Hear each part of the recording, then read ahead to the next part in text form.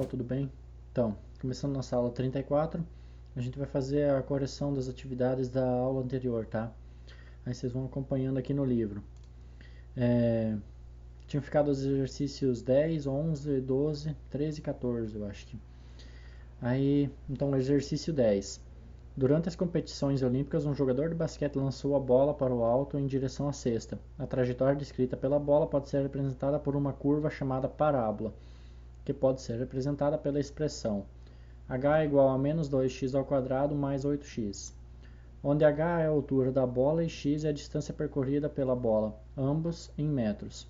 A partir dessas informações, encontre o valor da altura máxima alcançada pela bola. Então aqui a gente só precisa calcular, né, o y do vértice. Lembrando lá da formulazinha do y do vértice que a gente tem lá para cima, y do vértice igual a menos delta sobre 4a. Então, colocando menos delta sobre 4a, que ele está calculando o delta, o b ao quadrado, menos 4 vezes o a vezes o c. Aí isso que vai dar 8 ao quadrado, né, porque isso aqui vai zerar. Então, 8 ao quadrado, 64.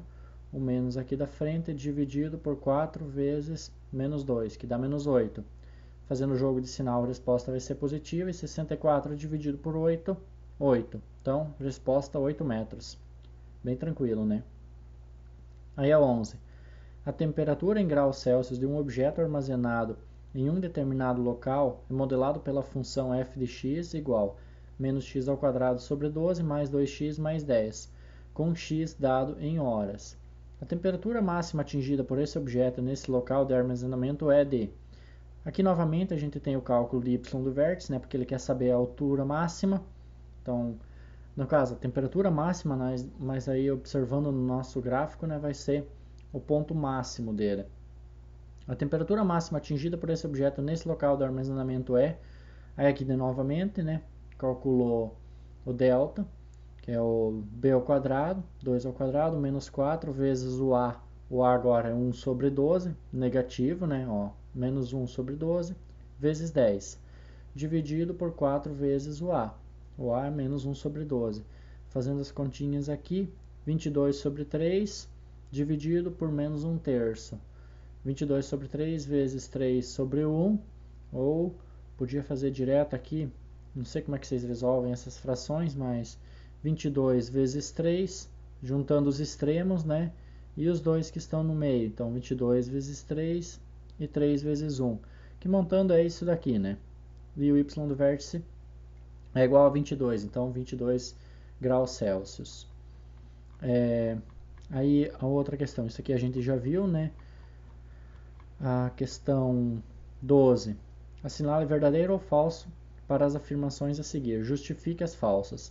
Quando a parábola intercepta o eixo x em dois pontos distintos, o valor do discriminante é menor do que zero? Aí, resposta, falsa. Quando a parábola intercepta o eixo x em dois pontos distintos, o valor do discriminante é maior do que zero. Então, se a gente tem dois pontos distintos, quer dizer que a gente tem duas respostas para x. Ou seja, o nosso mais e menos raiz quadrada lá, ele dá dois valores.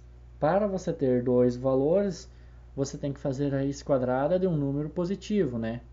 Então, quer dizer que isso aqui é falsa, porque a gente tem raiz quadrada de dois números positivos. Logo, ele não é menor do que zero. A letra B. Quando o valor do discriminante é zero, a parábola intercepta o eixo x em apenas um ponto, obviamente, né, porque fica lá raiz quadrada mais menos raiz quadrada de zero. Mais menos raiz quadrada de zero é sempre mais zero ou menos zero, vai dar a mesma resposta. Então, com certeza a gente só vai ter uma resposta. Quer dizer, pode até ter duas, mas elas são iguais, né? Letra C. Quando a parábola intercepta o eixo x em dois pontos distintos, a sua concavidade é voltada para baixo. O valor do discriminante é maior do que zero e o coeficiente a é negativo? Bem, primeira parte, ele está interceptando em dois pontos distintos e sua concavidade é voltada para baixo. Aí o valor do discriminante é maior do que zero? Sim, o valor do discriminante é maior do que zero, porque a gente está fazendo raiz quadrada de um número positivo. Ele intercepta em dois pontos distintos. Aí agora a segunda parte. A sua concavidade é voltada para baixo. Então, com cavidade voltada para baixo, a gente tem, vamos supor, isso daqui, ó. Uma curva mais ou menos nesse formato. Então o coeficiente A é negativo.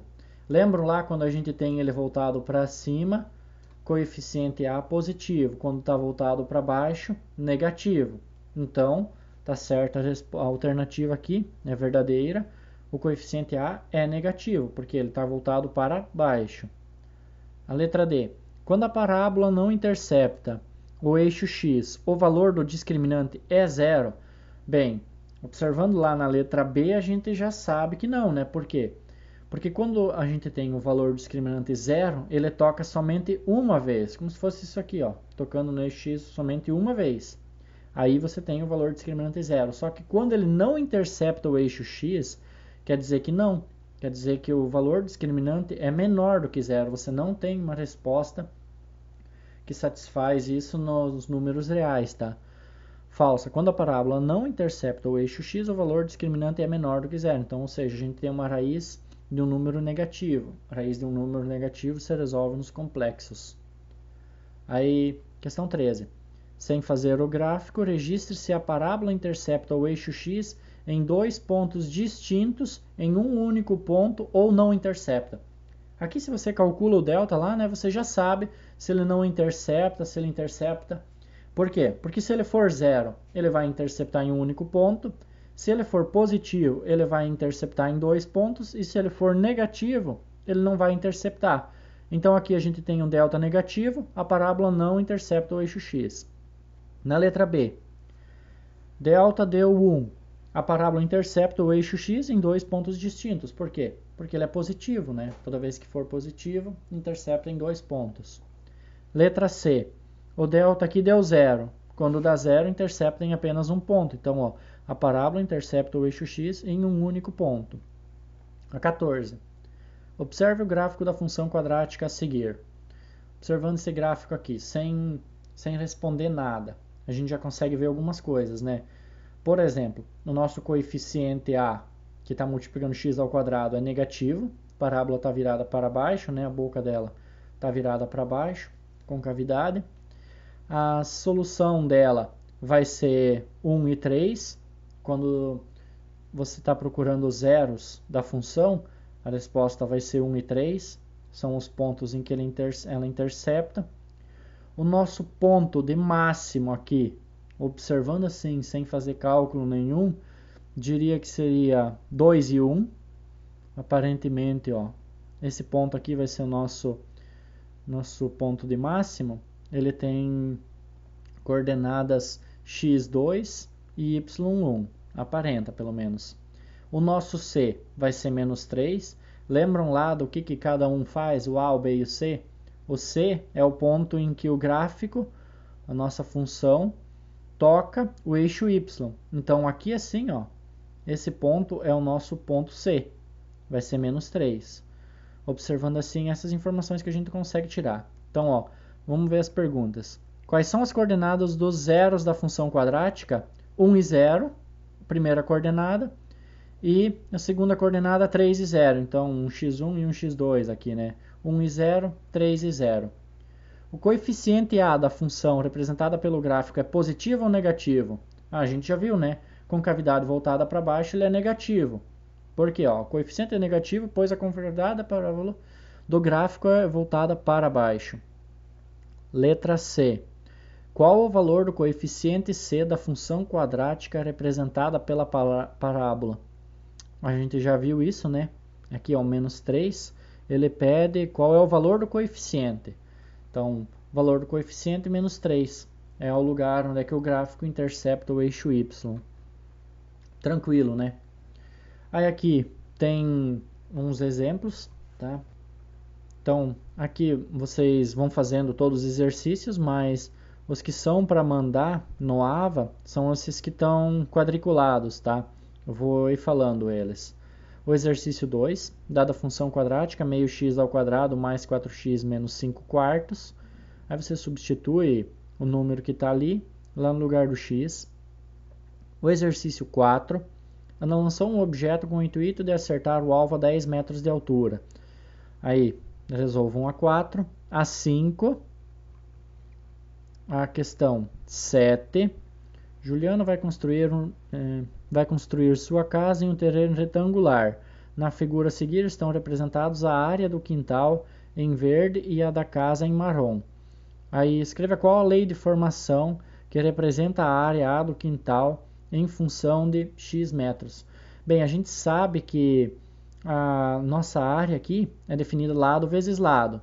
Só que aqui os nossos lados eles estão definidos utilizando um x, né? Uma letra ali. Então a gente não tem somente os números. Então vamos supor que fosse qual é a área desse nosso retângulo verde aqui. Todo ele, sem descontar a parte de dentro. 10x vezes 4x. Então essa é a área do nosso retângulo.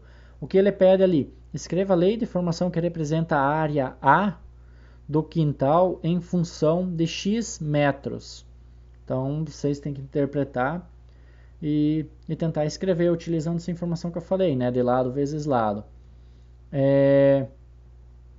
A B. Se a menor dimensão do terreno for 12 metros, qual será a área do quintal? Então, a área do quintal, em verde, qual que vai ser? A menor dimensão do terreno for 12 metros. Qual será a área do quintal? Bem interessante essa, né?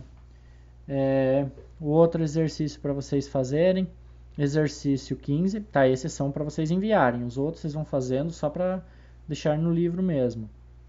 O exercício 13. Determine as coordenadas do vértice da parábola das funções quadráticas a seguir.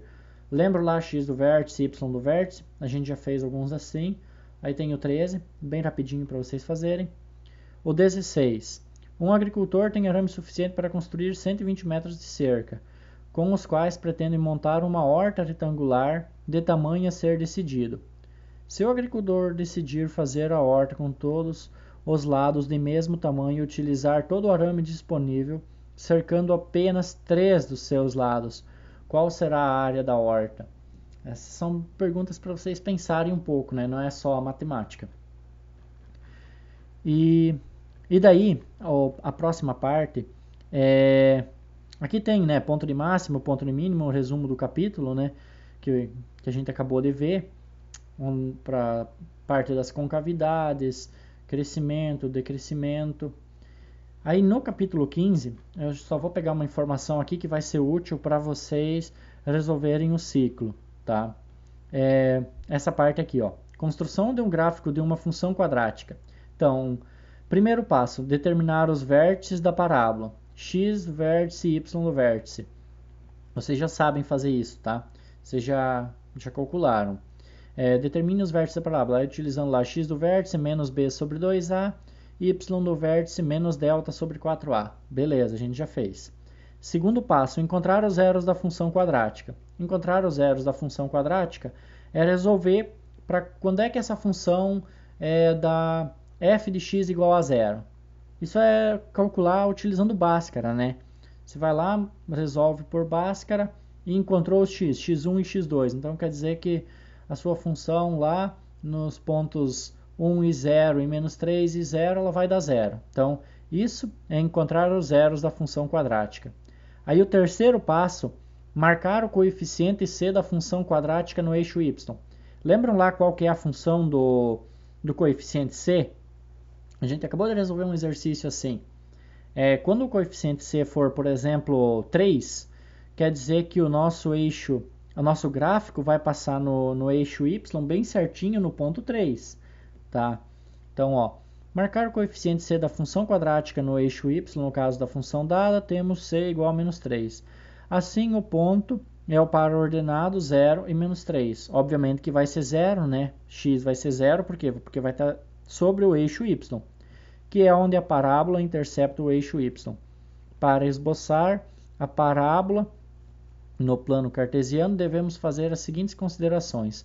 Como o coeficiente a é maior do que zero, a parábola tem concavidade para cima. O ponto V representa o par ordenado do vértice da parábola. Os pontos A e B representam os zeros da função quadrática. O ponto C representa o coeficiente C da função quadrática, E o ponto D é simétrico ao ponto C em relação ao eixo de simetria da parábola, tá? Olha só, aqui tá o gráfico que a gente olhou, que a gente acabou de descrever, na verdade, né? Tá, só para exemplificar. Por que a gente pegou só essa parte aqui e agora não vou mais continuar ele? Porque isso daqui é útil para vocês fazerem um ciclo, tá? Na parte de construção de gráficos, ok? Vai ser mais fácil para vocês, sabendo essas informações, conseguirem resolver o ciclo lá, beleza? Então, por hoje era só, pessoal. Essa é a aula. Valeu!